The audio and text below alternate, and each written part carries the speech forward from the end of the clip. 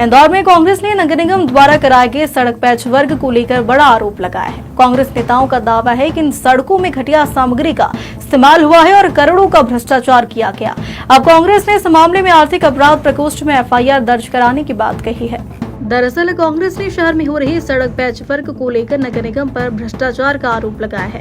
कांग्रेस का कहना है कि इन सड़कों की मरम्मत में घटिया सामग्री का इस्तेमाल हुआ, जिससे सड़कें कुछ ही दिनों में टूटने लगी है। पूर्व पार्षद दिलीप कौशल के नेतृत्व में कांग्रेस कार्यकर्ताओं ने विरोध प्रदर्शन किया और इस पूरे मामले की ईओडब्ल्यू से जांच कराने की मांग की। अब देखना यह है कि आर्थिक अपराध प्रकोष्ठ यानी ईओडब्ल्यू इस मामले को कितनी गंभीरता से लेता है और क्या प्राथमिक जाँच के बाद एफआईआर दर्ज की जा है या नहीं। निगम होश में आओ, होश में आओ, होश में आओ। भ्रष्टाचार बंद करो, बंद करो, बंद करो। नगर निगम होश में आओ, होश में आओ, होश में आओ। भ्रष्टाचार बंद करो, बंद करो, बंद करो। नगर निगम इंदौर द्वारा शहर की सड़कों को लेकर पेचवर्क का कार्य किया गया। एक ही को ओबलाइज करने के लिए टेंडर की सारी प्रक्रियाएं चेंज कर दी जो बरसों से थी। किस तरह का कार्य हुआ पिछले दिनों आपने खुद मीडिया ने खुद बताया कि सारा पूरा शहर उधरा पड़ा है। जो कार्य किया था सब तहस नहस हो गया है। जनता की गाड़ी कमाई को इस तरह बर्बाद किया जा रहा है। पिछले दिनों फरवरी की तारीख मार्च का वर्क ऑर्डर फरवरी का प्रमाणित करके और 2 करोड़ का भुगतान मार्च में ले लिया। उज्जैन जिले के तराना कस्बे में गुमटी माफियाओं का आतंक दिन ब दिन बढ़ता जा रहा है। महिदपुर नाका से शुरू हुई अतिक्रमण की यह चैन अब पेट्रोल पंप चौपाटी स्थित शहीद स्तंभ तक पहुंच चुकी है, जहां देश के शहीदों की याद में बना स्मारक होना चाहिए था एक शांत स्थल।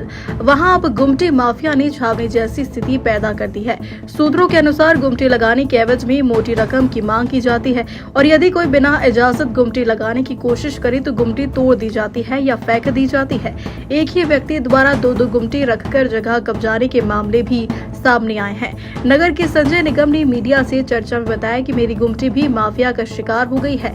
एक ही व्यक्ति अधिक जगह घेरने के लिए 2 गुमटी रखता है और कोई इनके बीच गुमटी रखिए तो उठाकर फेंक देते हैं। इस पूरे मामले में राष्ट्रीय हिंदू परिषद भारत मध्य प्रदेश राज्य अध्यक्ष मुरली निगम ने मामले में आंदोलन की बात कही है। पूरा मामला तराने नगर में भ्रष्टाचार की भेंट चढ़ रहा है। आए दिन एचएम की स्थिति बनी हुई है। जो जिम्मेदार व्यक्ति है वो घेरी नींद कुंभकर्णी नींद सो रहे हैं। तराना हो सकता है कि बलि चढ़ने की कगार पे है इन जिम्मेदार अधिकारी। उनकी वजह से आए दिन विवाद की स्थिति उत्पन्न हो रही है और आज भी मैं थाने पे सूचना देके आया हूँ कि अतिक्रमण जोरों पे है, इसको जल्द से जल्द समाप्त किया जाए, नहीं तो आने वाले समय में बहुत बड़ी गंभीर स्थिति होगी। स्मारक है थाने के सामने, ये यहाँ पर जिनके हफ्ता वसूली चलती है।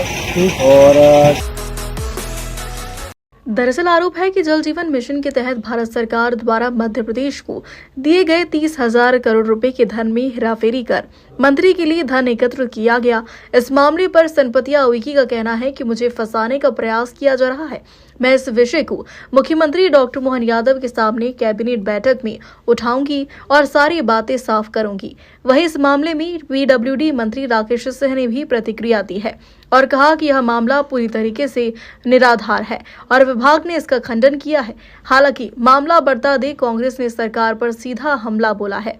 विपक्ष का कहना है कि अब तक विभाग के अफसरों पर भ्रष्टाचार के आरोप लगते थे, लेकिन अब खुद मंत्री का नाम सामने आना यह दर्शाता है कि सरकार कमीशन खोरी के दलदल में फंस चुकी है। सांच को आंच नहीं, जिस तरीके से जांच करें मेरे को कोई दिक्कत नहीं है। मैं एक आदिवासी महिला और मैं गरीब मजदूर वर्ग से आई हूँ और आज यहाँ आकर के मैं जनता जनार्दन की सेवा कर रही हूँ।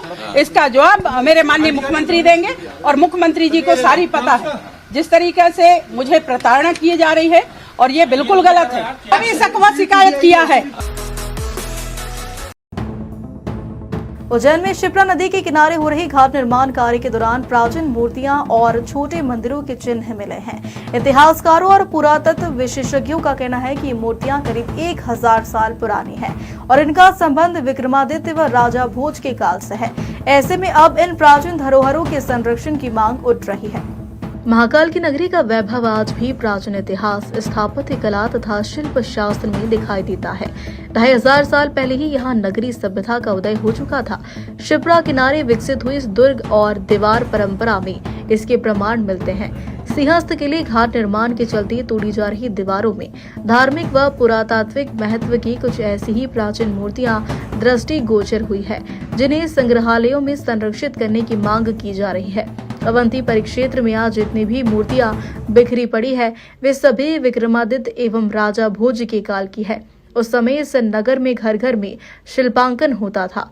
कालांतर में यत्र तंत्र बिखरी मूर्तियों को राजाओं ने प्राचीन दीवार पर मंदिरों की परकोटे में चिनवाकर संरक्षित किया।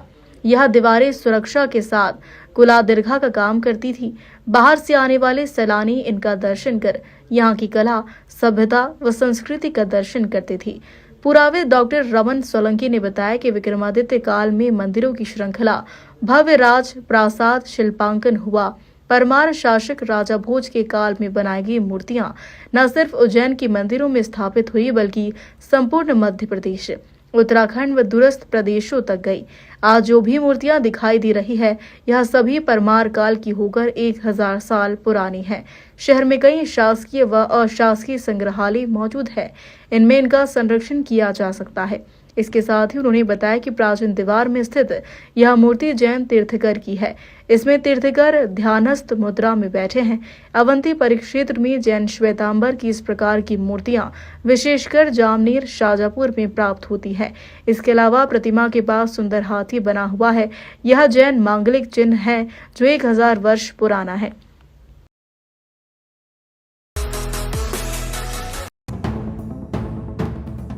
उज्जैन में बाबा महाकाल की पालकी उठाने वाले कहारों का मेडिकल चेकअप किया जा रहा है। जो कहार फिजिकली फिट है, उन्हीं को पालकी उठाने के लिए परमिशन मिलेगी। जो फिट नहीं है, उनका उपचार करवाया जाएगा। उज्जैन में सावन माह में निकलने वाली बाबा महाकाल की सवारी को उठाने वाले कहारों का मेडिकल बोर्ड ने स्वास्थ्य परीक्षण किया। पिछले साल बाबा महाकाल की पालकी उठाने वाले कहार को पैरालिसिस अटैक आया था, जिसको देखते हुए इस बार मंदिर समिति किसी भी तरह का कोई जोखिम नहीं उठाना चाहती है। इसी को ध्यान में रखते हुए करीब 90 लोगों का स्वास्थ्य परीक्षण करवाया गया। डॉक्टर देवेंद्र परमार ने जानकारी देते हुए बताया कि आज 45 और कल 45 2 बार में मेडिकल परीक्षण कराया जाएगा और एक सर्टिफिकेट दिया जाएगा।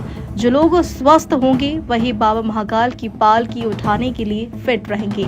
जिन लोगों को स्वास्थ्य में किसी भी तरह की परेशानी होगी, उन्हें स्वास्थ्य लाभ दिया जाएगा, लेकिन वह बाबा महाकाल की पालकी नहीं उठा पाएंगे।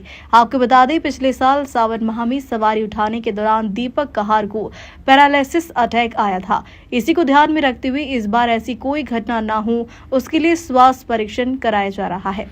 देखिए, श्रीमान कलेक्टर महोदय के निर्देश एवं प्रशासक के निर्देश के अनुसार बाबा महाकाल की पालकी उठाने वाले जो कहार हैं, उनका आज मेडिकल बोर्ड में स्वास्थ्य परीक्षण रखा गया है। चूँकि